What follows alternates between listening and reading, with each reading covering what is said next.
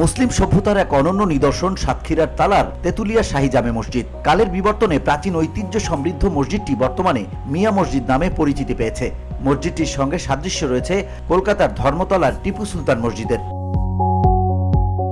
জানা গেছে ১৬শ শতাব্দীর প্রথম দিকে মুঘল আমলে ধার্মিক মুসলিম জমিদার কাজী সালামতুল্লাহ খান বাহাদুর এই মসজিদটি নির্মাণ করেন। মসজিদটির নকশা ও কারুকাজের প্রধান দায়িত্বে ছিলেন তৎকালীন ভারতীয় উপমহাদেশের বিহারের এক বাসিন্দা।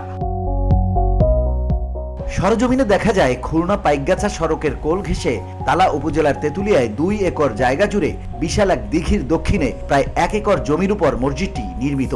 এতে রয়েছে মোট ৭টি দরজা, ১৫ ফুট উচ্চতা বিশিষ্ট ৬টি বড় গম্বুজ, ৮ ফুট উচ্চতা বিশিষ্ট ১৪টি মিনার, ছাদের ৪ কোণায় ২৫ ফুট উচ্চতা বিশিষ্ট ৪টি মিনার। এছাড়া মসজিদের আওতাভুক্ত এলাকায় বহু অজানা ব্যক্তিদের কবরের চিহ্ন থাকলেও সেগুলো অরক্ষিতভাবে আছে যুগ যুগ ধরে। ধুলো, ময়লা ও ক্ষতিকর ধূলিকণা থেকে নিমিষেই মুক্তি দেয় চৌধুরী এয়ার পিউরিফায়ার। এর শক্তিশালী সাকশন ঘরের কোনায় কোনায় লুকিয়ে থাকা সকল ধুলা টেনে ফিল্টার করে এবং বের করে আনে নির্মল ও স্বাস্থ্যকর হাওয়া। মসজিদটি প্রত্নতত্ত্ব অধিদপ্তরের আওতাধীন।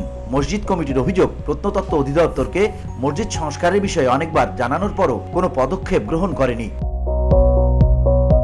এ বিষয়ে প্রত্নতত্ত্ব অধিদপ্তরের খুলনা বিভাগীয় প্রধান লাভলি ইয়াসমিন বলেন, মসজিদটি সংস্কারের জন্য মন্ত্রণালয়ে জানানো হয়েছে, সেখান থেকে চিঠি পেলে প্রয়োজনীয় ব্যবস্থা গ্রহণ করা হবে। VOD Bangla news desk.